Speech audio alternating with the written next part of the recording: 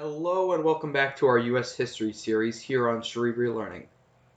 This week we'll be covering the Industrial Revolution, as well as the Gilded Age that followed it. It's the end of Reconstruction, and technology is progressing at a rate faster than anyone had seen before. This period is known as the Second Industrial Revolution, with the first being during the late 18th and early 19th centuries. It also saw the rapid growth of industries such as steel, oil, and electricity. It also saw the increased globalization of many businesses. Better ships were made, bridges were made stronger and were equipped with new technology, and the creation of extremely tall buildings called skyscrapers saw the creation of the first elevators as well. Inventors such as Nikola Tesla pioneered electricity, which would be used by all types of devices in the future, such as light bulbs. Alexander Graham Bell created the first telephone in 1876, which completely changed how human beings communicated. These new developments all resulted in an economic boom in many countries, and an increase in overall public health. However, all of these accomplishments also caused a period of time known as the Gilded Age. The phrase was thought to have been coined by author and humorist Mark Twain. In this context, gilded means something that's covered in gold and seems more valuable than it is, referring to the economic turmoil many of the poorer citizens faced while the super rich prospered. Many of the richest, such as Andrew Carnegie and John D. Rockefeller, were called the robber barons because of the often exploitative conditions their workers would have to endure.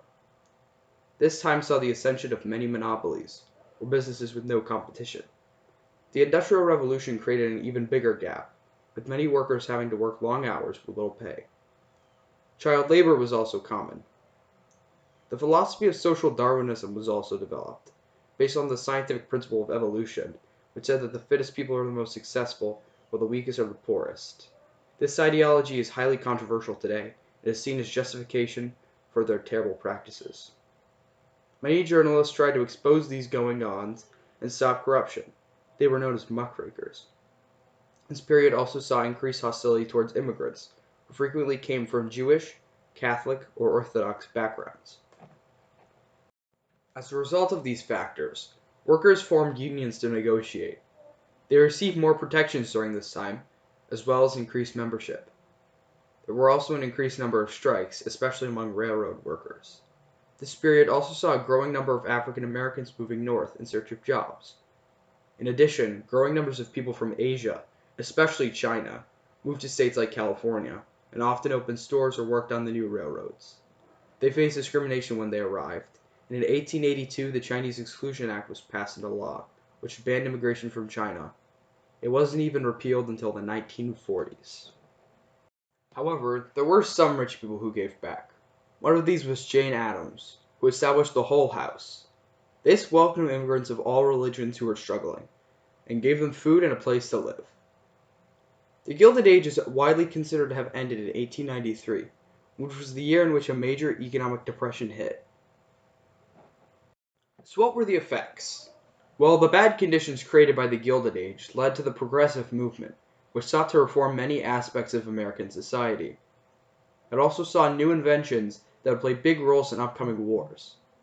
Finally, it set the stage for the US to become an economic superpower in the 20th century. We here at Cerebri Learning would like to thank you for watching this video.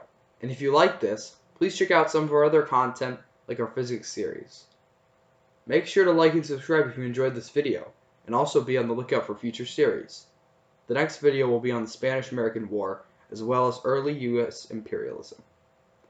Our full bibliography will also be in the description down below.